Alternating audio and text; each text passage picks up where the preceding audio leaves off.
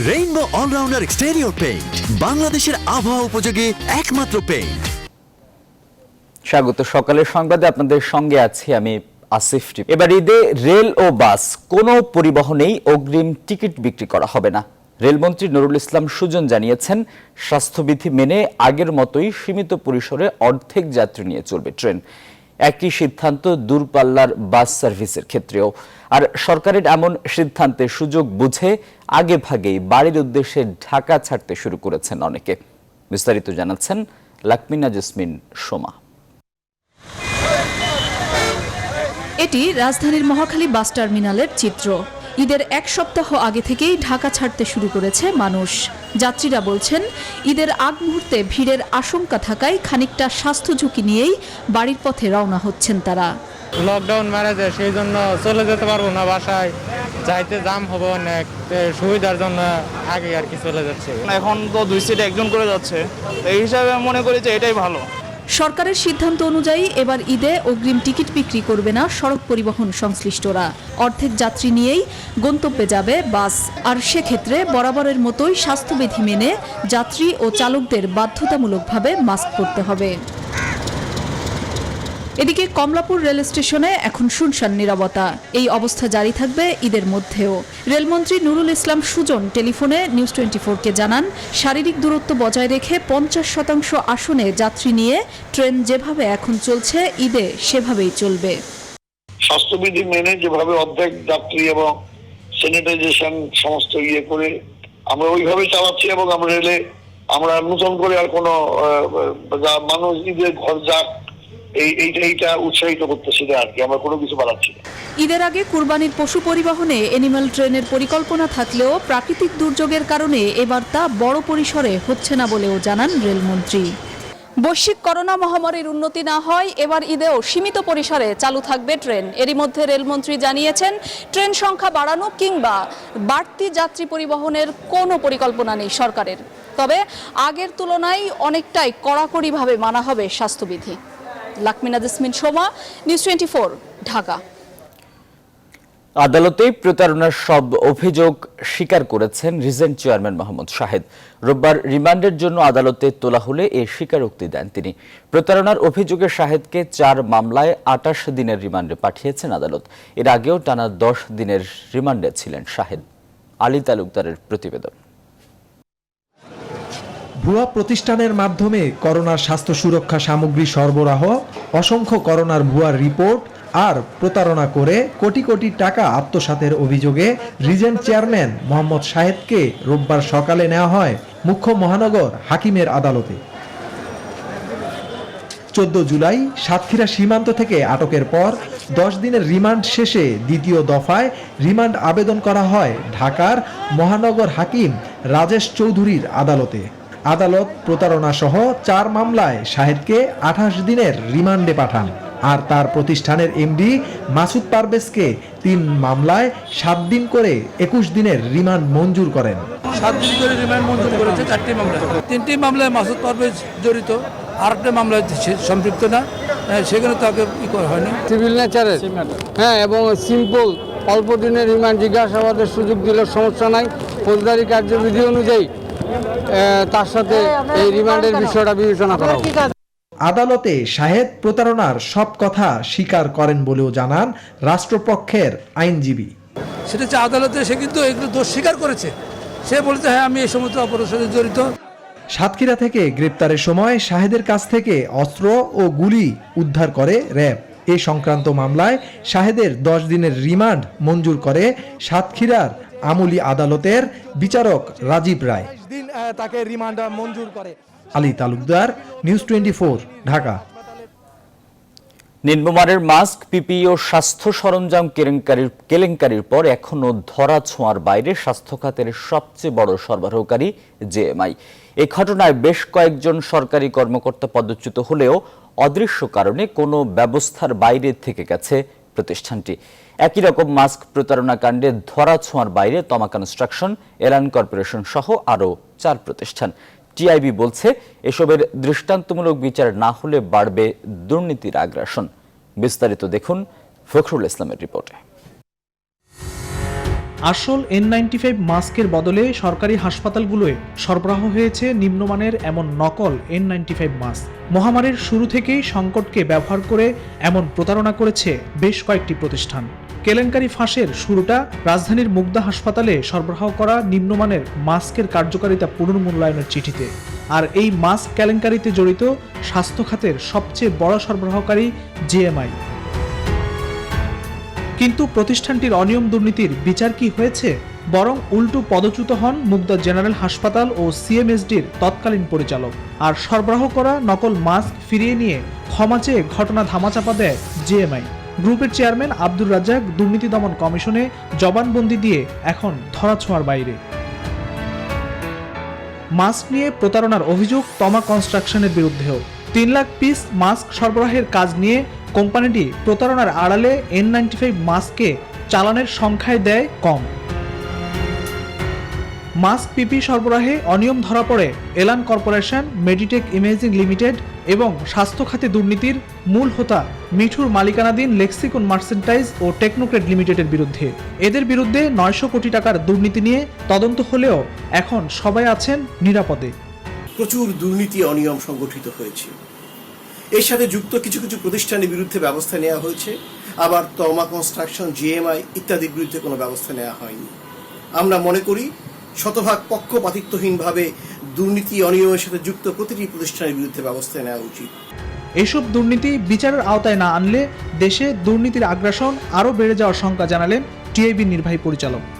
মানুষ উৎকণ্ঠা প্রকাশ করছে, সরকারও মাঝে মধ্যে বক্তব্য দিচ্ছেন, কিন্তু আসলে বাস্তবে তো কিছুই হচ্ছে না।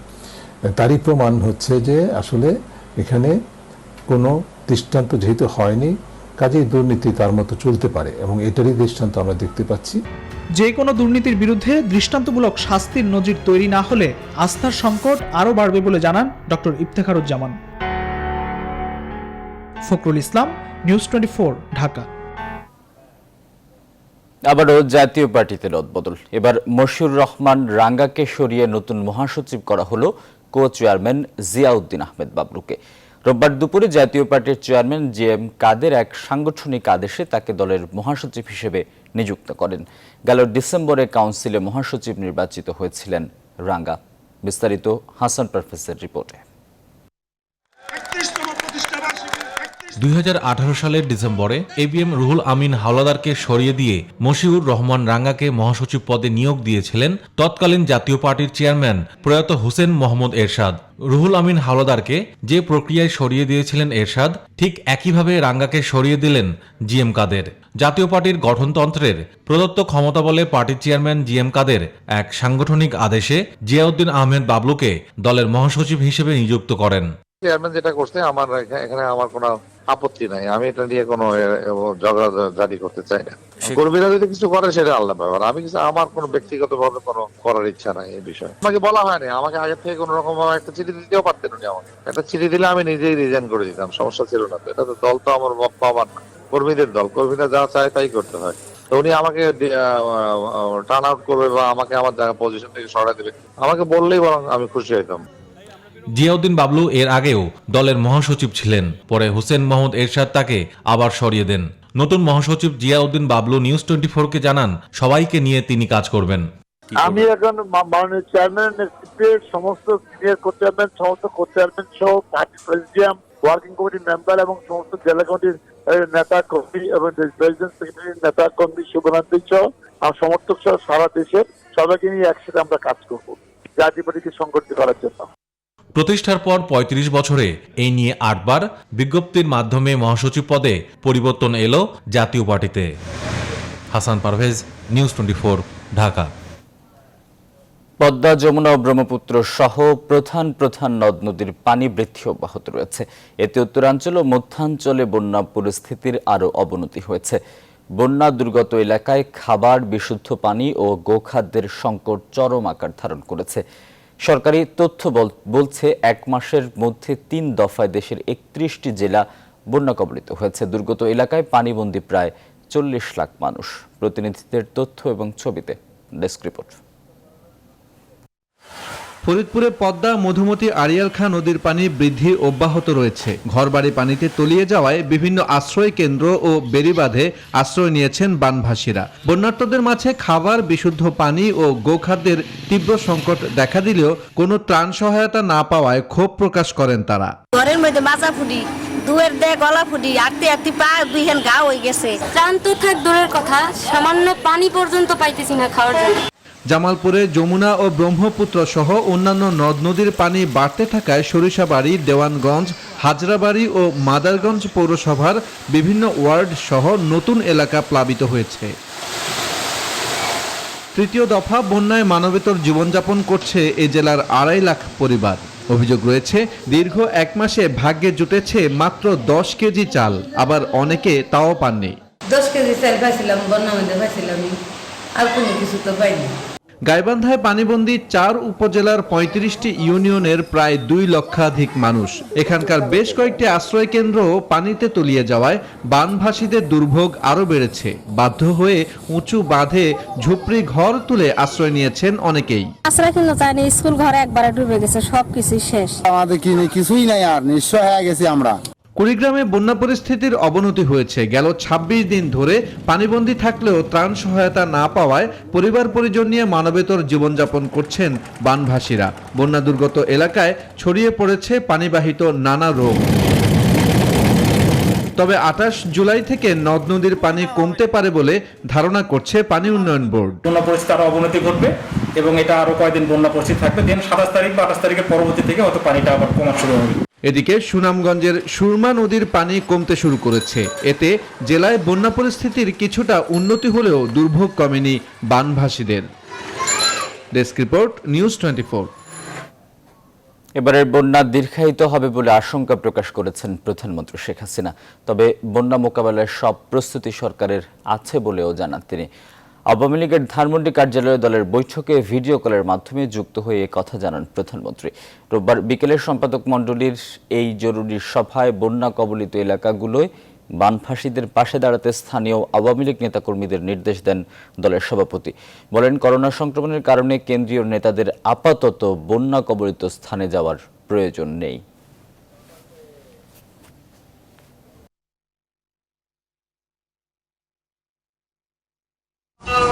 এলাকায় নেমে আসবে হয়তো জুলাইয়ের শেষের দিকে, ওই মধ্য এলাকা থেকে কিন্তু আমাদের শেষের দিকে নামবে, অগাস্টের মাঝামাঝি সময় শেষ দিকে নামবে হচ্ছে তোমার আমাদের দক্ষিণ অঞ্চল। এটা আমাদের দেশের যে একটা প্রাকৃতিক নিয়ম। পদ্মার অববাহিকা এসব এলাকায় আবার বন্যাটা ব্যাপক হারে দেখা দেবে এবং এই বন্যাটা স্থায়ী হতে পারে। এবার আমাদের সে প্রস্তুতিটা রাখতে হবে, কারণ বন্যাতে দীর্ঘস্থায়ী হয় তাহলে তার জন্য আমাদের কি করণীয়। সবকিছু ব্যবস্থা আছে আমাদের যথেষ্ট, তারপরেও আর ব্যবস্থা আছে, আমাদের সেভাবে তৈরি থাকতে হবে। বেড়িবাঁধ মেরামত না হওয়ায় বারবার ভাঙনের শিকার হচ্ছে বরগুনার 3টি গ্রাম। কয়েক দফায় ভিটা পরিবর্তন করেও রেহাই মিলছে না স্থানীয়দের। ভাঙা বাঁধ উপচে জোয়ারের পানি ঢুকে পড়া সেখানে নিত্য ব্যাপার। এতে ঘরের পাশাপাশি ক্ষতি হচ্ছে ফসলের। ওই এলাকায় স্থায়ী বেড়িবাঁধ নির্মাণ না হলে বিস্তীর্ণ এলাকা বিলীন হওয়ার শঙ্কায় বাসিন্দারা। বিস্তারিত ডেস্ক রিপোর্টে। অনিশ্চিত এক শেষ মুহূর্ত, এখন শুধু নদীগর্ভে বিলীনের ক্ষণগোনা। এই বসতবাড়িটির অবস্থান বরগুনা সদর উপজেলার এম বালিয়াতলী ইউনিয়নে। এই ইউনিয়নে 4টি গ্রাম এখন পায়রা নদীর ভয়াবহ ভাঙনের শিকার। ঘটনার শুরু 2007 সালে প্রলয়ঙ্করী ঘূর্ণিঝড় সিডরের পর। সেবার প্রবল জলোচ্ছ্বাসে বিধ্বস্ত হয় এই এলাকার বেড়িবাঁধ। পরে মেরামত করা হলেও তা আগের মতো শক্তিশালী হয়নি। এরপর আইলা, ফণী ও আমপানের পরপর আঘাতে আরও ক্ষতির মুখে পড়ে এই বাঁধ। নতুন করে 2 কিলোমিটার অংশ ভেঙে যায়। ভাঙা অংশ দিয়ে প্রতিদিনই জোয়ারের পানি ঢুকে লোকালয়ে। 4 বার এই রাস্তা ঘুরে ঘুরে নেওয়া হয়েছে এই ধানাদমির উপর দিয়া। আবারও নদী ভাঙ্গনের কোনো পরিবর্তন আমরা দেখি না। থেকে 3 কিলোমিটার নদী ভাঙ্গন পুরো ভাঙ্গে সব কিছু লয়ে যেতেছে আমাদের জায়গা জমি। হাজার হাজার পরিবার মানে ধ্বংস হয়ে গেছে, কিন্তু আমরা এখন পর্যন্ত কোনো সুরাহ পাই নাই। নদীর আসলে আমরা কোথায় যাব, কোথায় থাকবো, এরকম কোনো সুরাহ আমাদের নাই। এ ব্যাপারে উদ্যোগ নিতে মানববন্ধনও করেছে এলাকাবাসী। তাদের দাবি, স্থায়ী বাঁধ নির্মাণ বা ব্লক ফেলা না হলে সমস্যা বাড়বে। বেরিবাগ করিয়া মানে ব্লক দিয়া একটু রাখার চেষ্টা করে, না হলে এই ঘর বাড়ি জায়গা জমি সব শেষ। যদি ব্লক না দেওয়া হয় এখানে কোনো কায়দায় 200 ফ্যামিলি থাকার কোনো বাসস্থান হবে না। স্থায়ী বাঁধ নির্মাণে সংশ্লিষ্ট দপ্তরের সঙ্গে এরই মধ্যে আলোচনা হয়েছে জেলা প্রশাসনের। অর্থ বরাদ্দ পেলে কাজ শুরু হবে বলে জানা গেছে। পানি উন্নয়ন বোর্ডের মাধ্যমে আমরা প্রতি বছরই এটি সংস্কার করছি। এখনো আমাদের কিছু বেড়িবাঁধ আসলে ভালনারেবল আছে। গত আমফানও আমাদের প্রায় 21.5 কিলোমিটার বাঁধ ক্ষতিগ্রস্ত হয়েছে। আমরা সে সকল বাঁধ নির্মাণের জন্য পানি উন্নয়ন বোর্ডের মাধ্যমে ইতিমধ্যে পদক্ষেপ গ্রহণ করেছি। একটি রাখাইন পাড়া সহ বরগুনার বালিয়াতুলি ইউনিয়নের 4 গ্রামে কয়েকশো পরিবার বসবাস করে, যারা দিন কাটায় পানির তোরে ভেসে যাবার শঙ্কা মাথায় নিয়ে। Desk report, news 24। সকালের সংবাদের সময় হলো একটা বিরতির, ফিরছে একটু পর, সঙ্গে আবারও স্বাগত। দেখছেন সকালের সংবাদ। এবারে আমাদের বিশেষ আয়োজন স্যাভলন পশুর হাট।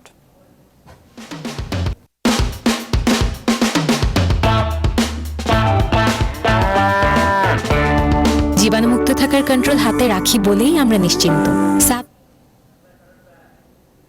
পুরোপুরি জমে ওঠেনি রাজধানীর 2 সিটির কোরবানির পশুর হাটগুলো। দেশের বিভিন্ন জেলা থেকে পশুর হাটগুলোতে আসতে শুরু করেছে ট্রাক বোঝাই গরু। হাটগুলোতে যথারীতি মানা হচ্ছে না স্বাস্থ্যবিধি। তবে নতুন বাস্তবতায় লোকসানের আশঙ্কা করছেন গরুর ব্যাপারীরা। রাজধানীর কয়েকটি হাট ঘুরে জানাচ্ছেন সৈয়দ রায়হান।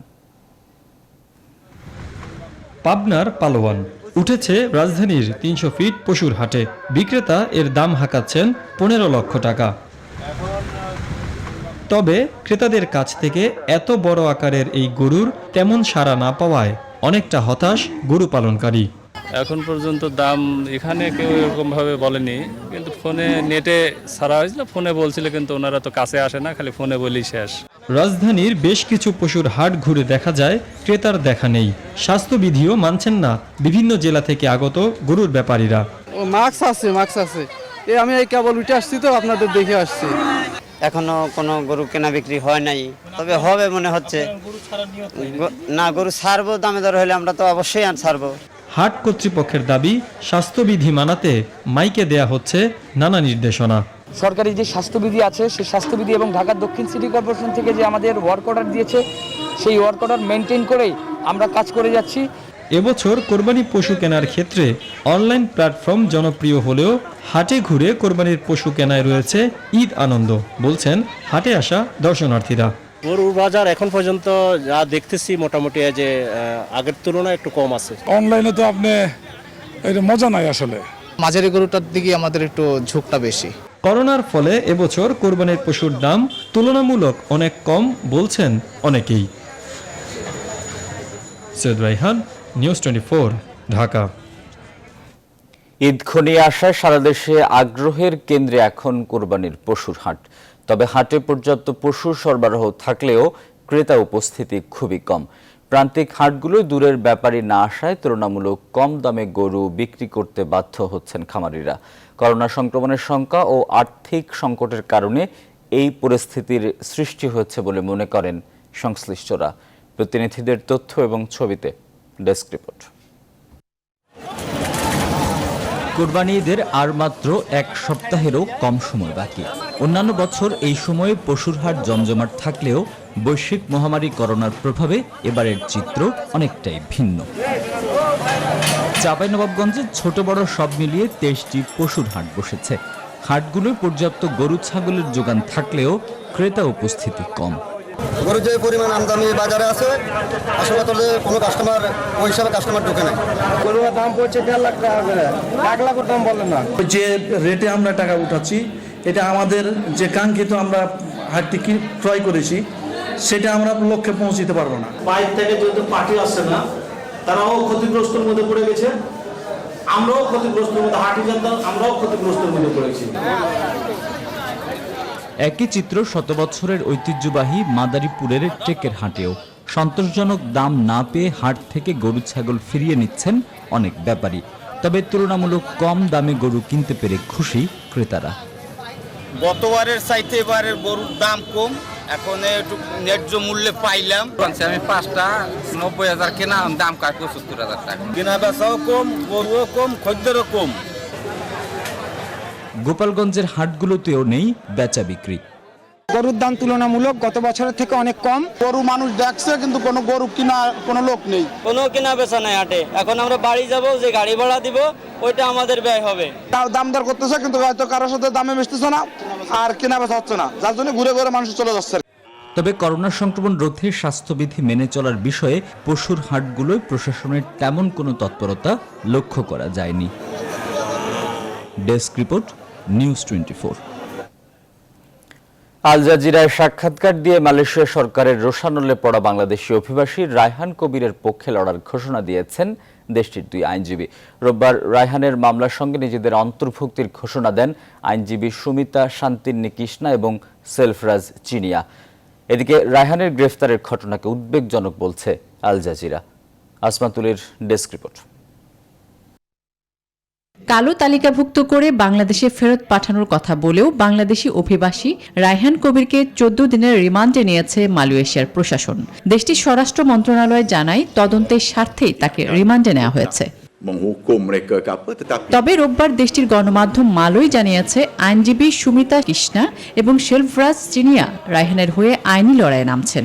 এরই মধ্যে তারা আসামির সঙ্গে দেখা করার সময়ও চেয়েছেন। ভুক্তভোগীর পরিবার থেকে এই দুজনকে নিয়োগ দেওয়া হয়েছে। রায়হান কবিরের বিষয়ে মালয়েশিয়া সরকারের সঙ্গে যোগাযোগ করছে বাংলাদেশ দূতাবাস। বাংলাদেশের রাষ্ট্রদূত মোহাম্মদ শহীদুল ইসলাম বলেন, শিগগিরই বিষয়টি নিয়ে মালয়েশিয়ার সরকারের সঙ্গে আলাপ করে পরবর্তী পদক্ষেপ নেওয়া হবে। অন্যদিকে রায়হানকে গ্রেফতার ও তার প্রতি মালয়েশিয়ার সরকারের আচরণকে উদ্বেগজনক বলছে আল জাজিরা কর্তৃপক্ষ। রায়হানের গ্রেফতার ও তার নিরাপত্তা নিয়ে উদ্বেগ প্রকাশ করেছে অভিবাসন খাতের 20টিরও বেশি সংগঠন। গেল 3 জুলাই কাতার ভিত্তিক এই সংবাদ মাধ্যমটির একটি প্রামাণ্যচিত্রে অভিবাসীদের প্রতি মালয়েশিয়ার প্রশাসনের আচরণের বর্ণনা দিয়ে সরকারের আক্রোশে পড়েন নারায়ণগঞ্জের ছেলে রায়হান। ওই অনুষ্ঠান প্রচারিত হওয়ার পরপর তার ওয়ার্ক পারমিট বাতিল করা হয়। 7 জুলাই নোটিশ জারি করে চাওয়া হয় তার সন্ধান। এরপর 24 জুলাই গ্রেফতার করা হয় 25 বছর বয়সী রায়হানকে। আসমাতুলি, নিউজ 24।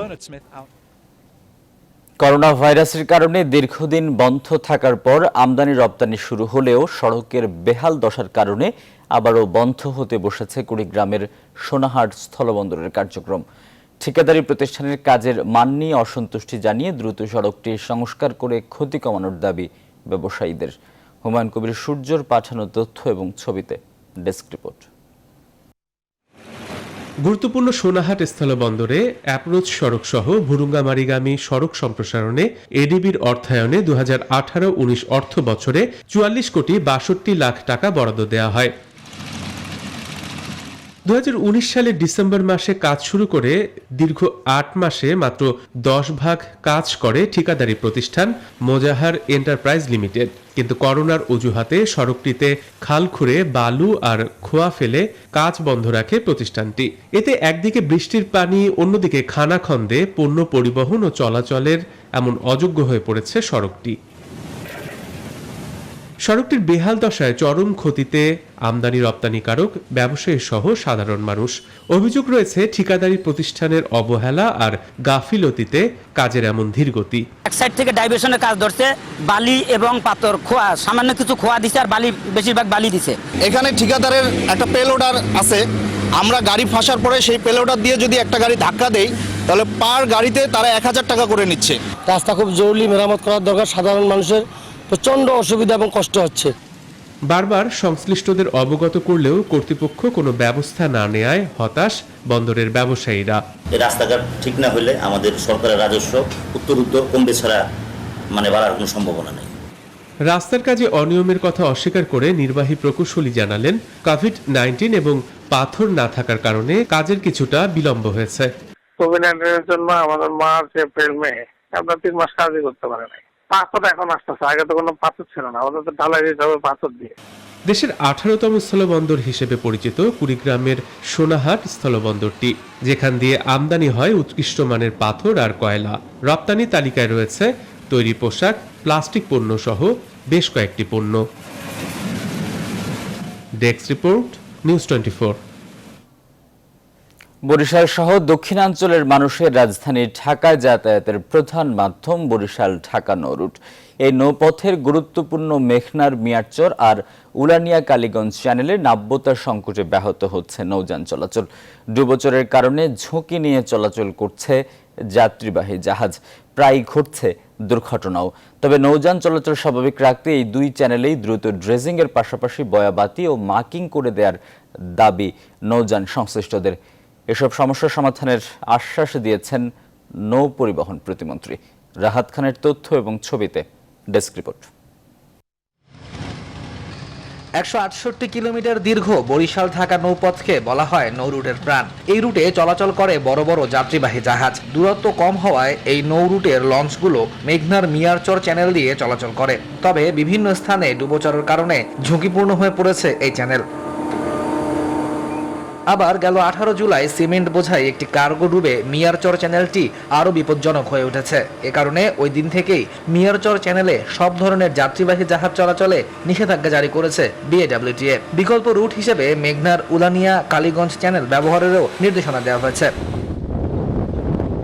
তবে এ চ্যানেলেও নাব্যতা সংকট চরম আকার ধারণ করেছে। গেল 22 জুলাই ডুবোচরে আটকে যাওয়ার কারণে দুটি যাত্রীবাহী লঞ্চের সংঘর্ষ হয়। এতে উভয় লঞ্চের ব্যাপক ক্ষতি হয়। এ অবস্থায় দুর্ঘটনা এড়াতে ও নৌ চলাচল স্বাভাবিক রাখতে উলানিয়া কালীগঞ্জ ও মিয়ারচর চ্যানেলে দ্রুত ড্রেজিং এর পাশাপাশি বায়াবাতি ও মার্কিং করে দেওয়ার দাবি নৌ সংশ্লিষ্টদের। এখানে কোনো বয়াও নাই, মার্কাও নাই, কোনো বাতিও নেই, এই সমস্যাটা যার কারণে এই দুর্ঘটনা। কালীগঞ্জ উলানিয়া এখানে আমাদের সেই নৌ চ্যানেলটা সঠিকভাবে সরকার করে দেয় নাই, মার্কিং করে না দেওয়ানে ওখানে বিভিন্ন ডুবুসার আছে। যদি এই দুই জায়গা সুন্দরভাবে ক্লিয়ার করিয়া কাইটিয়া বয়াবাতি দিয়া যদি আমাকে চিহ্নিত করে দেয় তাহলে আমরা সহজভাবে যাতায়াত করতে পারবো। তবে বরিশাল ঢাকা নৌপথের সব সমস্যা দ্রুত সমাধানের আশ্বাস দিয়েছেন নৌ প্রতিমন্ত্রী। কোন কোন জায়গাগুলো ডুবোচর আছে, কোন কোন জায়গাগুলো আমাদের নাব্যতা ড্রেজিং করে ফিরিয়ে আনা দরকার, আমরা ইতিমধ্যেই চিহ্নিত করেছি।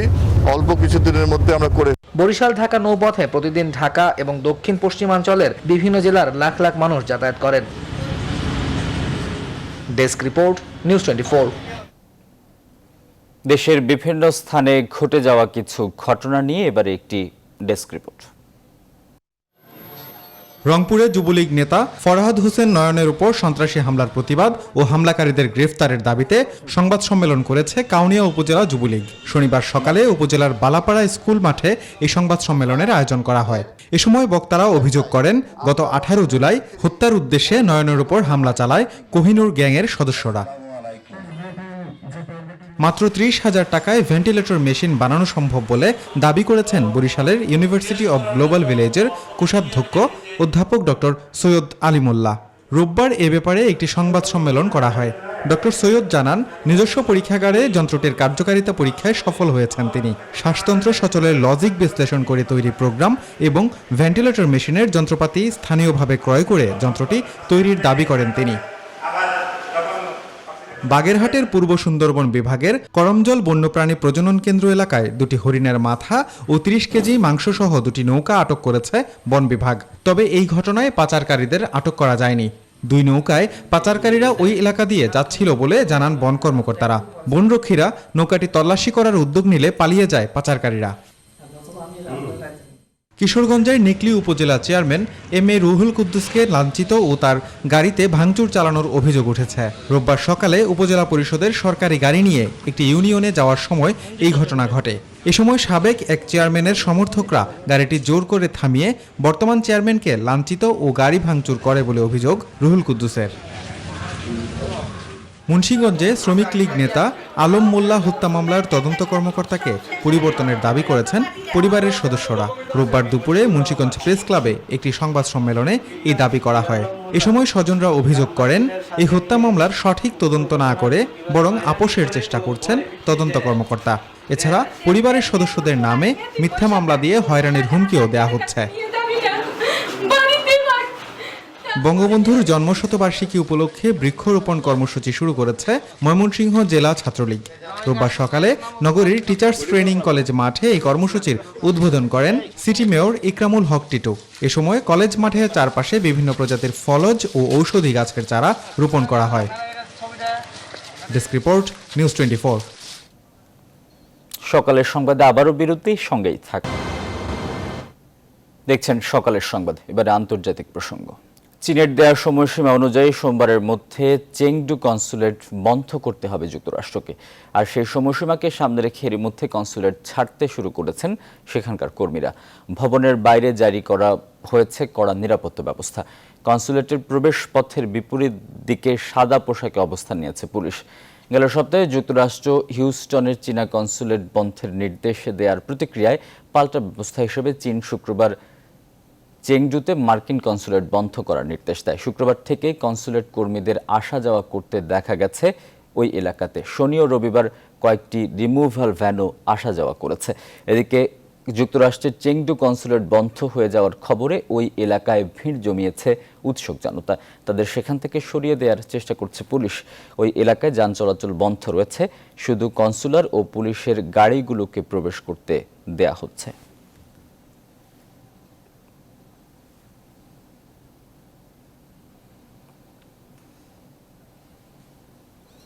করোনা ভাইরাস মোকাবেলায় সম্ভাব্য ভ্যাকসিনের কার্যকারিতা ও নিরাপত্তা পরীক্ষায় মডার্নাকে আরও $472 মিলিয়ন দিল যুক্তরাষ্ট্র। রোববার মার্কিন বায়োটেক কোম্পানি জানিয়েছে তাদের তৈরি ভ্যাকসিনের তৃতীয় ধাপের ট্রায়ালের মাত্র একদিন আগেই এই বিপুল পরিমাণ অর্থ দিচ্ছে যুক্তরাষ্ট্র। এই অর্থ যুক্তরাষ্ট্রের 30,000 মানুষের উপর ভ্যাকসিনের ট্রায়ালে সহায়তা করবে বলে জানিয়েছে মডার্না। যুক্তরাষ্ট্রের প্রেসিডেন্ট নির্বাচনের আগেই কার্যকর ভ্যাকসিন চান ট্রাম্প। চলতি মাসের শুরুতেই কোভিড-19 রোগীদের উপযুক্ত চিকিৎসা গবেষণা $450 মিলিয়ন এবং নোভাভ্যাক্সের তৈরি ভ্যাকসিনের ট্রায়ালের জন্য $1.6 বিলিয়ন দিয়েছে মার্কিন সরকার।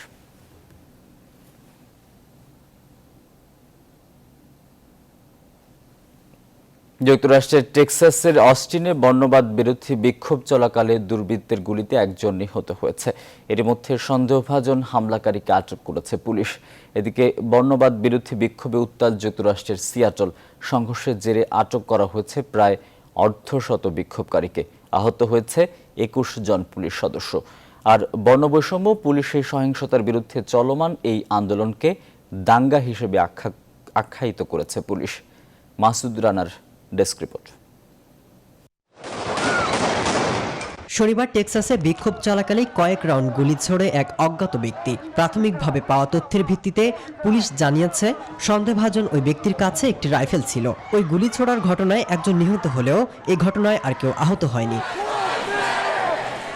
পোর্টল্যান্ড পুলিশ জানিয়েছে শহরে বিভিন্ন স্থানে ব্যাপক তাণ্ডব চালায় বেশ কয়েকজন উগ্র আন্দোলনকারী। পুলিশের ওপর হামলার পাশাপাশি বিস্ফোরক দ্রব্য ব্যবহার করছে বলেও দাবি প্রশাসনের। বিক্ষোভকারীদের হামলায় আহত হয়ে কয়েকজন পুলিশ সদস্য হাসপাতালে ভর্তি রয়েছে। পোর্টল্যান্ড শহরে আটক হওয়া 18 বিক্ষোভকারীর বিরুদ্ধে অভিযোগ গঠন করেছে মার্কিন প্রসিকিউটররা। পুলিশের উপর হামলা, অগ্নিসংযোগ সহ বেশ কিছু অভিযোগ দায়ের করা হয়েছে। এ অবস্থায় পরিস্থিতি আরও জটিল হয়ে উঠছে বলে মনে করছেন অনেকে। যুক্তরাষ্ট্রের বিভিন্ন শহরে বর্ণবৈষম্য ও পুলিশি সহিংসতার বিরুদ্ধে প্রায় 2 মাস ধরে বিক্ষোভ চলছে। এরই মধ্যে অঙ্গরাজ্যগুলোতে ফেডারেল পুলিশ ও সৈন্য পাঠানোর পরিকল্পনা করছে ট্রাম্প প্রশাসন। মাসুদ রানা, নিউজ 24। সকালের সংবাদে আবারও বিরতি, সঙ্গেই থাকুন। বিরতির পর আবারও স্বাগত। দেখছেন সকালের সংবাদ। এবারে নিউজ 24 স্পোর্টস। করোনা ভীতি কাটিয়ে আবারও মাঠে ফিরছে বাংলাদেশ ফুটবল দল। অক্টোবর ও নভেম্বরে বিশ্বকাপ বাছাইয়ের বাকি ম্যাচগুলোর জন্য 36 সদস্যের প্রাথমিক দল ঘোষণা করেছে বাংলাদেশ ফুটবল ফেডারেশন। 4 নতুন ফুটবলার ডাক পেয়েছেন এই আইসোলেশন ক্যাম্পে। 5 আগস্ট থেকে শুরু হচ্ছে খেলোয়াড়দের অনুশীলন। মূল ম্যাচের আগে 2টো ফ্রেন্ডলি ম্যাচ খেলার সম্ভাবনা আছে জাতীয় দলের, জানিয়েছেন বাফুফের সহসভাপতি তাবিথ আউয়াল। ক্যাম্পে 1 মাসের মধ্যেই দল ছোট করা হবে বলেও জানান তিনি।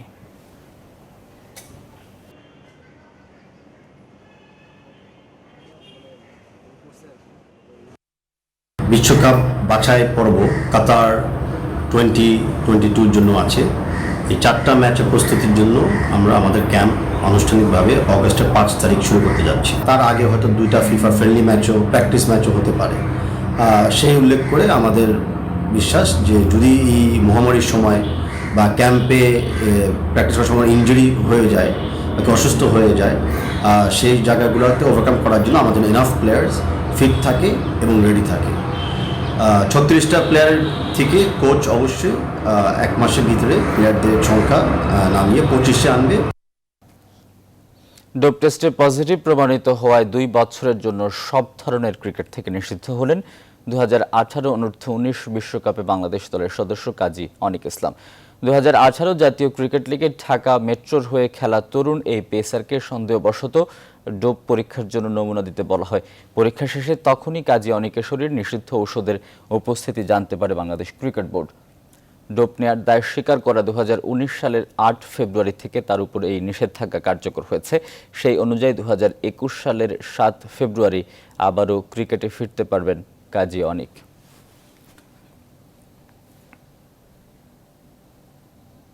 চলচ্চিত্রকে শিল্পের প্রথম শ্রেণীতে উন্নীত করার দাবি নিয়ে শিল্পমন্ত্রী নুরুল মজিদ মাহমুদ হুমায়ুনের সঙ্গে দেখা করেছেন বাংলাদেশ চলচ্চিত্র প্রযোজক সমিতির নেতারা। এদিন আমদানি কর কমানো সহ মোট 19টি দাবি নিয়ে বৈঠকে অংশ নেন কমিটির সদস্যরা। বৈঠকে মন্ত্রী শিল্প ব্যাংক থেকে 100 কোটি টাকা কয়েক ধাপে অর্থ বরাদ্দের ব্যবস্থা করবেন বলে প্রতিশ্রুতি দেন।